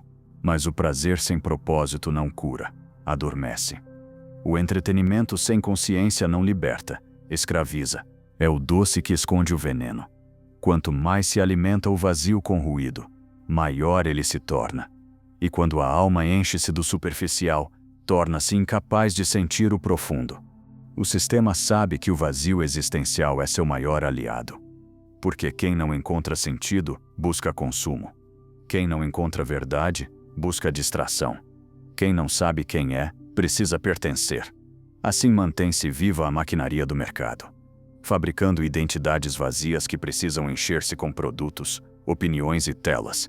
É a fábrica do esquecimento. Um mecanismo que apaga lentamente a memória do ser, até que o indivíduo torne-se um consumidor sem rosto. Mas mesmo no meio do ruído, há almas que começam a ouvir algo diferente. O murmúrio do silêncio. São poucas, mas crescem. Pessoas que desligam as telas, que buscam a quietude, que redescobrem o valor de não reagir. Porque o silêncio não é ausência, é presença. É o espaço onde a mente deixa de ser escrava do estímulo e volta a ser criadora. No silêncio, a alma lembra quem é. O poder teme essa lembrança, porque uma mente silenciosa vê o que o ruído oculta, a manipulação, a mentira, a pobreza fabricada. Descobre que o vazio não é um castigo, mas uma porta, que o ruído não é liberdade, mas prisão. E que o silêncio, longe de ser solidão, é a forma mais pura de companhia. O despertar começa quando o ser humano ousa desligar o mundo para ouvir seu interior. Quando deixa de fugir do vazio e decide habitá-lo. Porque somente quem enfrenta seu próprio vazio pode enchê-lo com verdade. O sistema pode controlar as escolas, os bancos e os meios, mas não pode controlar o silêncio interior de uma mente consciente. E o dia em que os pobres compreenderem que o silêncio é poder, nesse dia a história mudará. Porque não haverá ruído capaz de silenciar quem aprendeu a ouvir-se. Não haverá distração que apague a voz de quem lembrou que o sistema tentou apagar. Que o sentido não se compra, constrói-se desde dentro. O sistema descobriu que a forma mais eficiente de dominar um ser humano não é controlando seu corpo, nem seu trabalho, nem seu dinheiro. É controlando suas emoções. Porque quem depende emocionalmente da aprovação alheia não precisa de correntes, põe-nas a si mesmo. Essa é a escravidão mais perfeita do século XXI. Aquela que se sustenta sobre o desejo de ser visto, aceito e validado. Num mundo saturado de ruído, a alma humana busca refúgio no olhar do outro. Mas esse olhar, cuidadosamente projetado pelo sistema, transforma-se no novo grilhão. As redes sociais prometeram liberdade de expressão, mas na realidade criaram uma economia de atenção, onde cada emoção torna-se mercadoria. O indivíduo já não busca entender-se, mas mostrar-se. Não busca profundidade, mas aceitação. Não vive para si, vive para os olhos que o observam. Desde a infância, ensina-se a criança a necessitar aprovação. Primeiro dos pais, depois dos professores, mais tarde dos chefes e finalmente do público digital. Cada etapa reforça a mesma dependência. Você vale se te aplaudirem. Na era das telas, esse aplauso mede-se em corações, comentários e visualizações. É a nova moeda emocional do capitalismo. Quanto mais vazia está a vida interior, mais precisa encher-se com a validação externa. E o sistema sabe disso. As plataformas digitais são os templos dessa nova religião emocional. Cada curtir é uma pequena dose de dopamina, um microêxtase projetado para manter-nos conectados. Não pensamos, reagimos, não sentimos, medimos. A conexão perdeu seu sentido humano e transformou-se em dependência química. E enquanto acreditamos estar comunicando-nos, o que realmente fazemos é alimentar um sistema que lucra com nossa necessidade de ser amados. A escravidão emocional não se impõe com violência, mas com recompensa. Dá-nos o que precisamos: atenção, aprovação, pertencimento. Mas apenas em pequenas doses. O suficiente para manter-nos viciados. Os algoritmos não nos observam. Adestram-nos. Ensinam-nos o que dizer, como parecer, o que opinar para continuar sendo visíveis. Assim, a autenticidade torna-se um risco, a diferença um castigo, o silêncio um desaparecimento. O medo de não ser visto transforma-se na nova forma de controle social. O pobre moderno já não teme a fome, teme o esquecimento. vive com o pânico de tornar-se invisível. E para evitá-lo, trabalha sem descanso em sua própria autoexposição. Publica sua vida, sua tristeza, seu sucesso, seu corpo. Entrega tudo em troca de aprovação. Não percebe que sua identidade foi externalizada. Já não vive dentro de si, mas na tela. A alma, que antes era refúgio, agora é um perfil. O sistema não precisa impor o que sentir, apenas precisa direcionar para onde sentir. Cria causas momentâneas, indignações coletivas, emoções efêmeras que canalizam a energia social para a distração. As pessoas já não agem desde a consciência, mas desde a emoção fabricada. A empatia real dilui-se em gestos simbólicos, em publicações fugazes, na ilusão de participar. Assim, o poder mantém-se a salvo por trás do espetáculo da sensibilidade. A escravidão emocional tem sua própria linguagem moral. Dizem-nos que devemos ser positivos, atrair boa energia, manter vibrações altas. Mas essa positividade forçada é uma forma de censura emocional. Proíbe-nos de sentir a dor, a raiva, a indignação. Exige-nos sorrir enquanto o mundo desmorona. E o resultado é uma sociedade anestesiada, cheia de sorrisos vazios, incapaz de sentir profundamente. O sistema conseguiu o que parecia impossível: transformar as emoções em mercado. A tristeza vende-se em canções, a ansiedade em séries, a esperança em anúncios, a solidão em aplicativos. Cada sentimento transforma-se em produto, cada necessidade em oportunidade de negócio. As emoções já não são experiências humanas, são recursos exploráveis. E assim, a alma torna-se uma fábrica de rentabilidade. Mas mesmo dentro dessa maquinaria, a consciência pode despertar. Ocorre quando alguém deixa de pedir permissão para sentir. Quando entende que não precisa ser visto para existir. Quando descobre que a autenticidade não está em mostrar-se, mas em compreender-se. Nesse instante, a validação perde poder. Porque quem se conhece a si mesmo já não precisa ser aprovado. Quem se aceita, deixa de vender sua identidade por atenção. Liberar-se da escravidão emocional não significa desconectar-se do mundo, mas reconectar-se consigo mesmo. Aprender a olhar sem buscar aplausos, a falar sem esperar reação, a criar sem medir impacto. Significa devolver à alma sua soberania. O sistema pode controlar tuas emoções enquanto acreditas que as precisas para ser alguém. Mas no momento em que descobres que já és alguém, o sistema deixa de ter poder. A verdadeira revolução não será política nem econômica, será emocional. Nascerá quando as pessoas deixarem de buscar aprovação e começarem a buscar sentido. Quando a autoestima deixar de ser um produto e voltar a ser uma experiência. Quando compreendermos que a felicidade não está em ser admirados, mas em ser conscientes. Nesse dia, os pobres deixarão de ser escravos do curtir e tornar-se-ão donos de sua voz interior. E quando isso ocorrer, o sistema mais sofisticado de dominação desmoronará sem necessidade de violência. Porque nada ameaça mais o poder que um ser humano emocionalmente livre, que já não precisa de aplausos para saber que está vivo. O sistema compreendeu algo profundo. Não basta controlar a mente ou a economia dos pobres.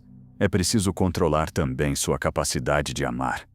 Porque o amor, quando é livre, consciente e solidário, é uma força revolucionária. É o adesivo invisível que une, a energia que torna possível a cooperação, a empatia, a resistência. Por isso, desde a infância, educa-se o pobre para amar com medo, com culpa e com carência. Ensina-se-lhe que o amor, como tudo o mais, ganha-se, mede-se, negocia-se. Assim, até no mais íntimo, o sistema consegue impor sua lógica. A criança pobre aprende cedo que seu valor depende de agradar. Se obedecer, amam-no.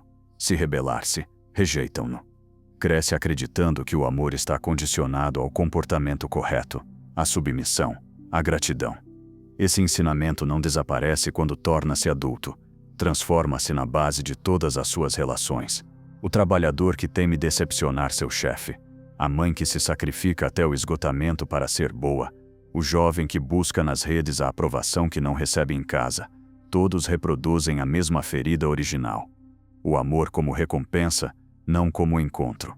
Nas classes populares, a vida emocional foi moldada por séculos de sobrevivência.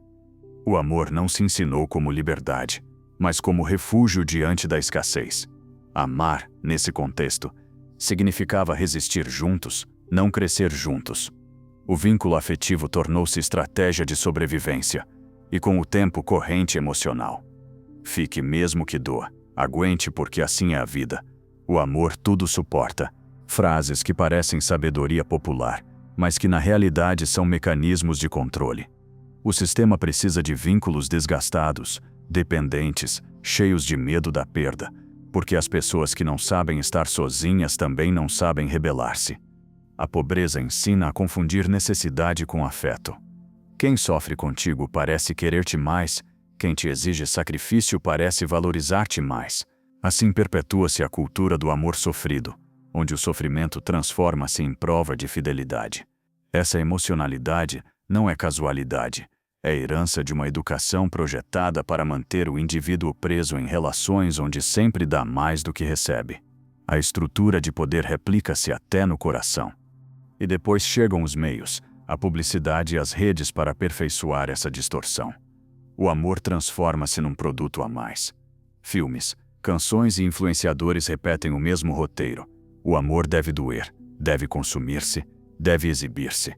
O ideal romântico transforma-se num mercado de solidões disfarçadas de conexão.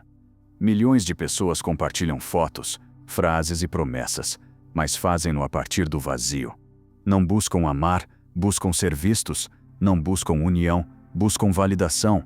O amor digitalizou-se, perdeu corpo, perdeu tempo, perdeu alma. Essa fragmentação emocional tem um propósito: isolar.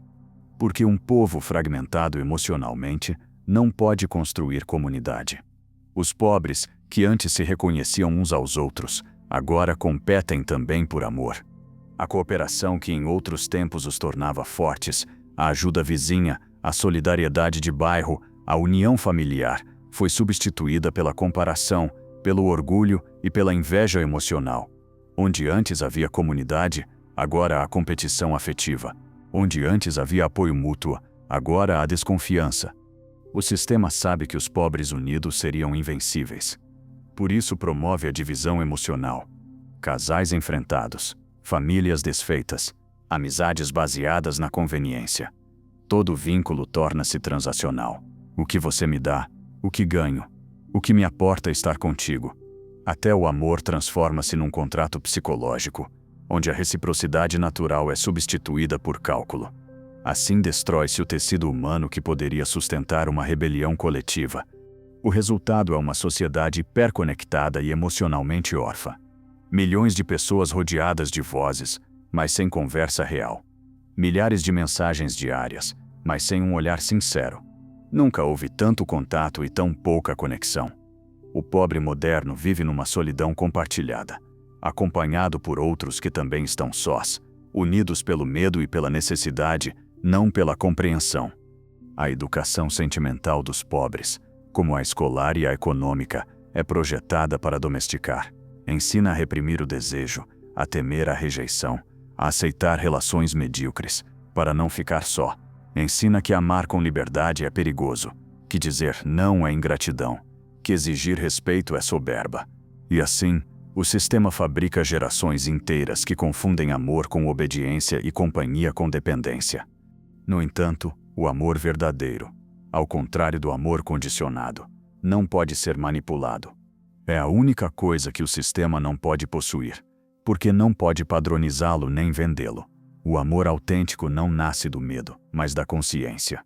Surge quando duas pessoas, livres e despertas, escolhem-se não por necessidade, mas por compreensão.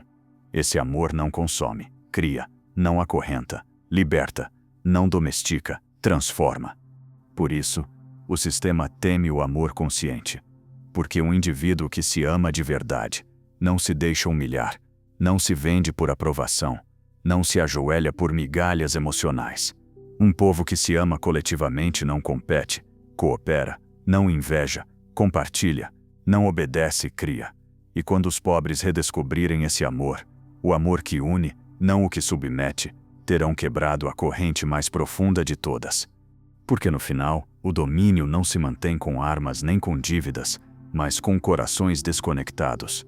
A pobreza mais útil para o sistema não é a da carteira, mas a da alma, aquela que faz as pessoas sentirem-se indignas de amor e precisarem comprá-lo, mendigá-lo ou fingi-lo. Mas o dia em que compreenderem que já o possuem, que o amor não se obtém, mas desperta-se, nesse dia a solidão deixará de ser ferramenta de controle para tornar-se semente de liberdade.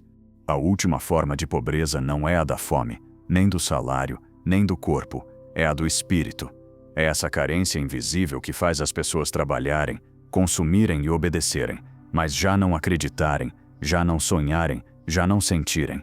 É a pobreza da alma que esqueceu quem era. O sistema compreendeu isso há muito tempo. Para dominar os povos não basta empobrecê-los materialmente, é preciso esvaziar seu interior. É preciso roubar-lhes o sentido. Durante séculos, a fé foi o eixo moral que manteve viva a esperança no meio do sofrimento.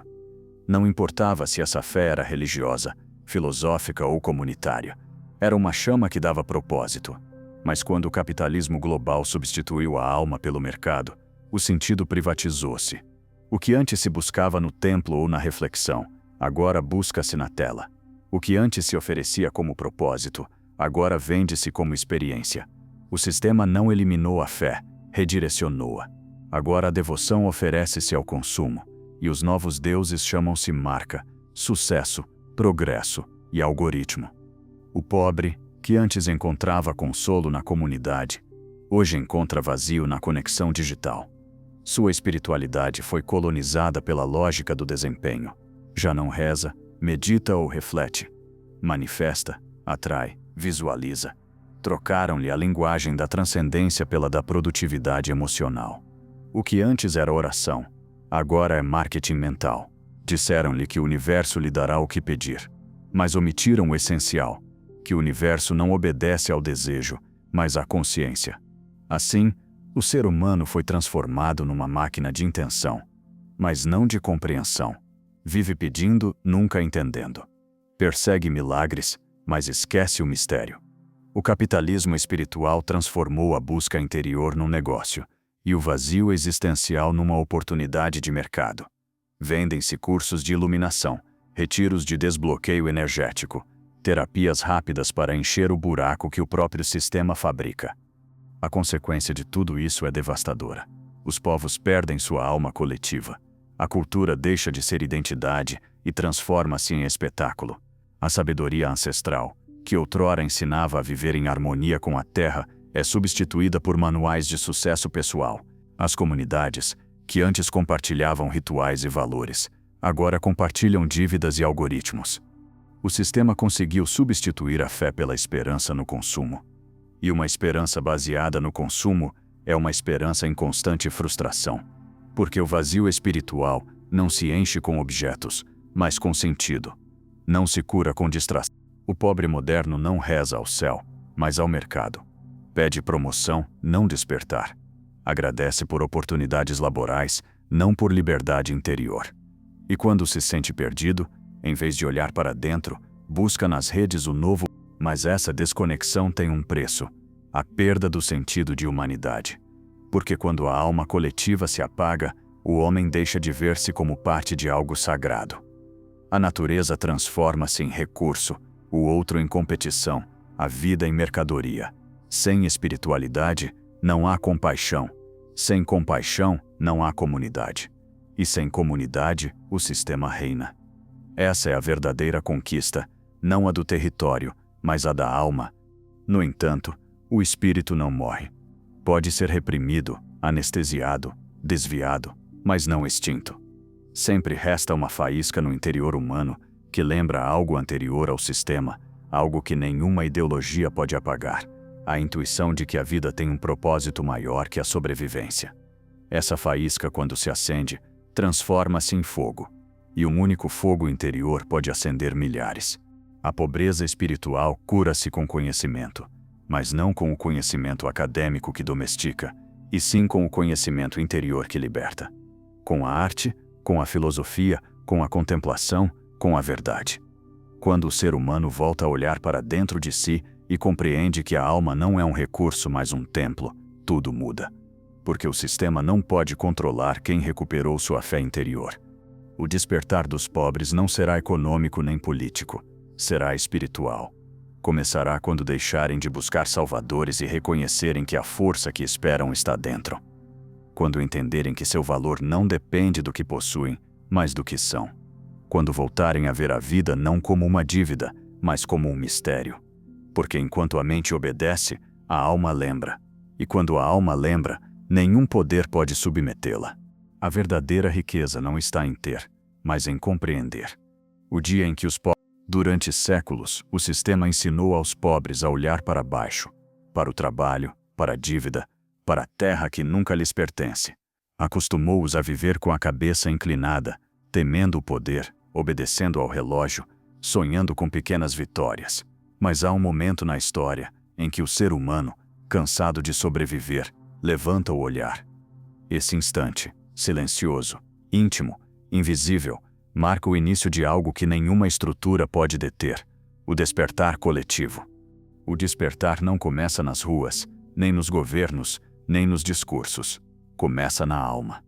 Inicia quando um indivíduo ousa questionar a normalidade que lhe impuseram, quando olha para sua pobreza e já não a aceita como destino, mas como projeto. Quando entende que a educação que recebeu não foi um caminho para a liberdade, mas uma forma de obediência. Nesse momento, o medo começa a fraturar-se e a consciência começa a nascer. Cada mente que desperta ilumina a outra. Não o faz com gritos nem com violência, mas com compreensão. Porque o conhecimento autêntico é contagioso. Uma vez aceso, propaga-se como fogo. E o fogo da consciência não queima por ódio, mas por clareza. Não destrói, revela.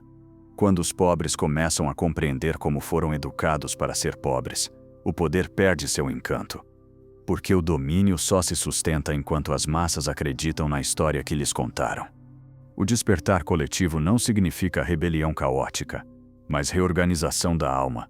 Significa que o ser humano volta a lembrar que seu valor não depende do salário, do diploma nem do julgamento alheio. Significa compreender que a cooperação vale mais que a competição, que o silêncio vale mais que o ruído, que a sabedoria vale mais que a aparência. Quando as mentes desintoxicam-se da educação do medo, surge uma força moral que nenhum exército pode conter: a consciência compartilhada. A educação consciente será a nova revolução. Não a educação dos livros repetidos nem dos currículos impostos, mas aquela que ensina a pensar, a sentir, a observar, a questionar. Uma educação que não forma empregados, mas seres humanos livres. Uma educação que substitui o que você vai ser pelo quem você é realmente. Porque o sistema tremerá no dia em que as pessoas aprenderem a responder essa pergunta com verdade. Essa educação não nasce nos ministérios, mas nas cozinhas, nos parques, nas conversas noturnas entre amigos que ousam falar do que ninguém quer ouvir. Nasce nos bairros, nas mentes que leem por curiosidade, nas mães que ensinam seus filhos a pensar, não a memorizar. Nasce em cada ato pequeno de lucidez, em cada olhar que decide ver a estrutura, em vez de apenas sofrê-la. Essa é a verdadeira escola da liberdade. O despertar também implica recuperar a solidariedade perdida. Entender que nenhum pobre se liberta sozinho, que a consciência individual só faz sentido quando se traduz em união coletiva. Quando os oprimidos deixam de competir e começam a compartilhar, o poder desmorona sem necessidade de violência. A cooperação é o antídoto contra séculos de manipulação. A empatia, a ferramenta mais perigosa para o sistema, porque transforma a escassez em comunidade. Mas o despertar não será cômodo. Quebrar as correntes internas dói mais que quebrar as externas. Significa enfrentar o próprio medo, o próprio condicionamento, o próprio reflexo do sistema dentro de si. Significa deixar de culpar e começar a compreender. Significa aceitar que a liberdade não se concede, conquista-se. E essa conquista não se faz com armas, mas com consciência, disciplina e coragem interior. Os pobres foram educados para temer o fracasso, mas o despertar ensina-os a não temer nada. Porque quando descobrem que sua mente é livre, tudo mais deixa de ser prisão. O trabalho já não os define, a dívida já não os controla, a opinião do outro já não os limita. O maior poder não está no dinheiro nem na política, está na capacidade de pensar com clareza e agir com dignidade. O sistema sabe disso, e por isso teme o pensamento crítico mais que qualquer revolução. Porque uma ideia consciente pode derrubar séculos de engano. Uma mente lúcida vale mais que 1000 marchas sem direção. A verdadeira mudança não será televisionada nem trending topic. Ocorrerá em silêncio, quando milhões de pessoas compreenderem ao mesmo tempo que não são vítimas, mas construtoras de sua realidade. O despertar coletivo é o retorno da alma ao corpo social. É a fusão do conhecimento com a compaixão, da razão com a intuição. É a rede invisível que se tece entre consciências despertas, unindo o que o sistema dividiu. É o reaparecimento da dignidade humana como força política, espiritual e moral. E quando essa rede crescer, não haverá poder capaz de apagá-la. Então os pobres deixarão de ser mão de obra para tornarem-se mente criadora. Deixarão de ser massa para tornarem-se comunidade consciente. Deixarão de olhar para cima esperando salvadores, porque terão compreendido que a verdadeira salvação sempre esteve dentro. E o sistema, que durante séculos governou com medo, cairá sem necessidade de guerra. Cairá porque sua maior mentira, a de que os pobres devem ser educados para servir, terá sido exposta. Esse será o início de uma nova era. Uma era em que a educação não adestra, mas desperta. Onde o trabalho não explora, mas expressa. Onde o dinheiro não domina, mas circula com propósito. Uma era em que a espiritualidade não se compra, mas vive-se. Onde os seres humanos, após tanto ruído, enfim lembrarão o essencial, que não nasceram para obedecer, mas para criar. O despertar coletivo não será um milagre. Será o resultado de séculos de sofrimento transformado em sabedoria. De gerações de silêncio convertidas em palavra. De milhões de pobres que descobrem, ao mesmo tempo, que o verdadeiro poder nunca esteve nos palácios, nem nos bancos, nem nas salas de aula, mas em sua consciência. E o dia em que isso ocorrer, o dia em que um único pensamento atravessar o mundo, já não precisamos de permissão para ser livres. Nesse dia a história recomeçará. Toda essa história, a do pobre educado para obedecer, do trabalhador endividado, do cidadão distraído, da alma domesticada, não foi apenas a história do sistema. Foi a história de uma humanidade que esqueceu seu poder.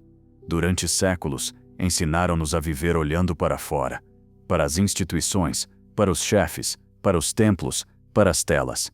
Treinaram-nos para pedir permissão, para buscar aprovação, para temer o erro.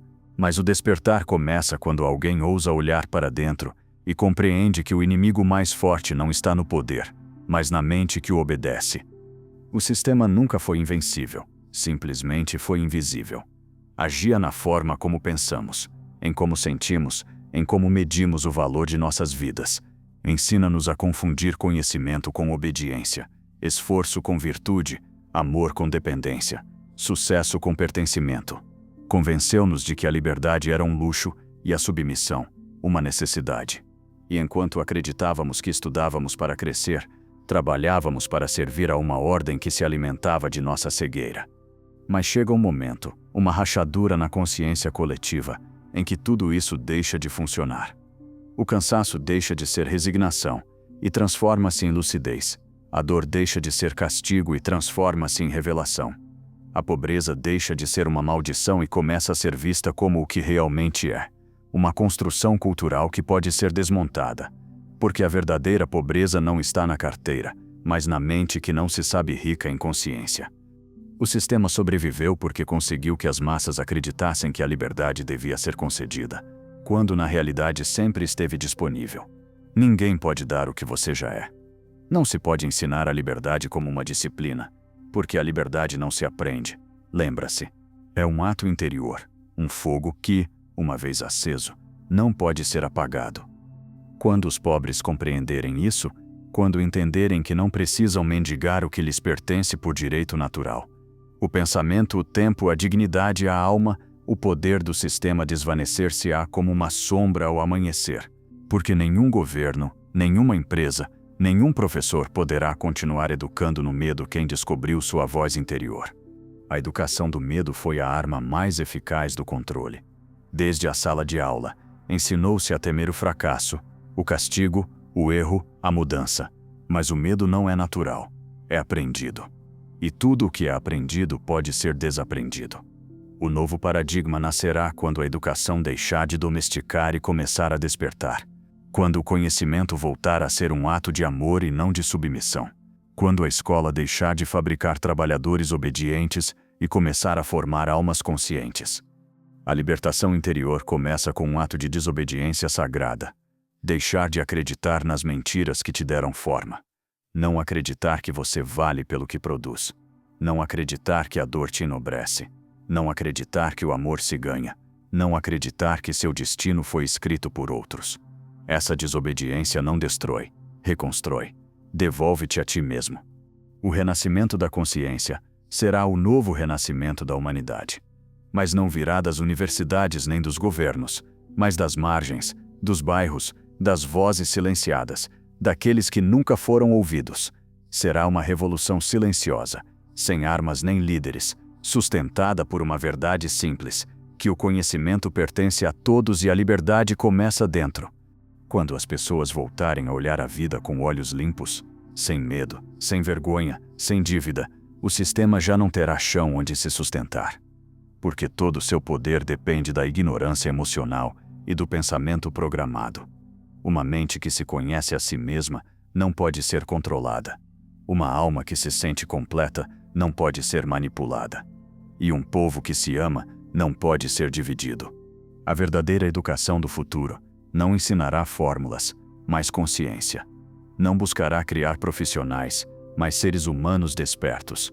Ensinará as crianças a compreender sua mente, a cuidar de sua alma, a discernir entre o que lhes dizem e o que sentem como verdade. Porque uma criança consciente tornar-se-á um adulto impossível de domesticar. E esse será o princípio do fim da pobreza mental, espiritual e social. O sistema pode controlar tudo, menos uma coisa: o pensamento livre. Por isso teme tanto. Porque quando o pensamento livre se estende, destrói as mentiras que sustentam o mundo. E quando a verdade entra, o poder desmorona. Por isso despertar não será uma explosão, será um amanhecer. Lento, silencioso, inevitável. O novo mundo não se construirá sobre as ruínas do antigo, mas sobre as consciências que aprenderem a ver com clareza. Será um mundo onde o trabalho voltará a ter sentido, onde o amor não se venderá, onde a educação não se usará para domesticar, mas para libertar. Um mundo onde a alma humana recuperará seu lugar, não como ferramenta do sistema, mas como fonte de sabedoria e propósito. Porque o dia em que o pobre deixar de ver-se como vítima e reconhecer-se como criador, o sistema terá perdido. Não por rebelião, mas por compreensão.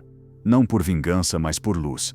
Esse será o verdadeiro fim da educação do medo, quando a consciência coletiva despertar e disser, não com raiva, mas com certeza: já não precisamos que nos eduquem para obedecer. Agora nos educamos para ser livres.